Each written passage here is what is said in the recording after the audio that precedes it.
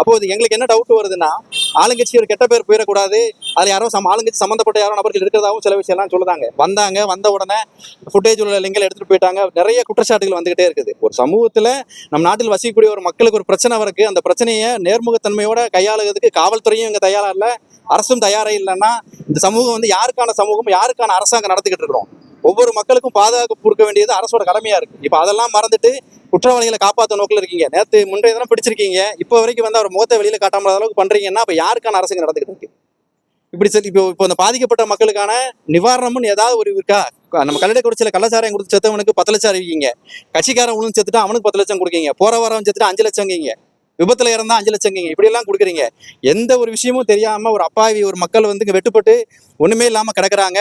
நாங்க பேசுற நாடார் சமுதாயத்துக்கு மட்டும் பேசல, ஒட்டுமொத்த சமூகத்துக்கும் பேசுறோம். 6 பேர் வெவ்வேறு சமூகத்தை சேர்ந்தவங்க. குறிப்பா அந்த பட்டியலினத்தில் இருக்கக்கூடிய அந்த நண்பர்லாம் பாத்தீங்க, அவர்னா ஒரு மாற்றுத்திறனாளின்னு சொல்றாங்க. அவங்களுக்கு என்ன ஒரு குடும்ப சோர்ஸ் இருக்கு சொல்லுங்க? இன்னைக்கு இறந்து போய் கிடக்குறாரு.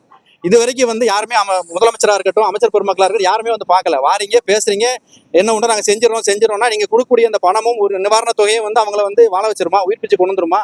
ஒரு குடும்பத்துக்கான தேவையை பூர்த்தி பண்ணிருமா? இங்க எதுவுமே இல்லாம நீ மட்டும் வார ஊருக்குள்ள இருக்கிற 10 பேரை வெட்டிட்டு போவேன்னா இப்ப இவங்க எல்லாம் யாரும் திருப்பி செய்ய மாட்டாங்கிற ஒரு முன்னுதாரணம் நினைச்சிட்டு இருக்கிறீங்களா? இல்ல அந்தந்த சமூகமே அந்த வன்முறையை கையில் எடுக்கட்டும்னு சொல்லி அரசு வேடிக்கை பார்க்குதா? இப்படியான நிறைய கேள்விகள் இங்க இருக்குது. இதெல்லாம் சரி செய்ய வேண்டிய இடத்துல அந்த அரசு இருக்கணும். அந்த அரசு உடனடியாக முன்னிலைப்படுத்தணும்.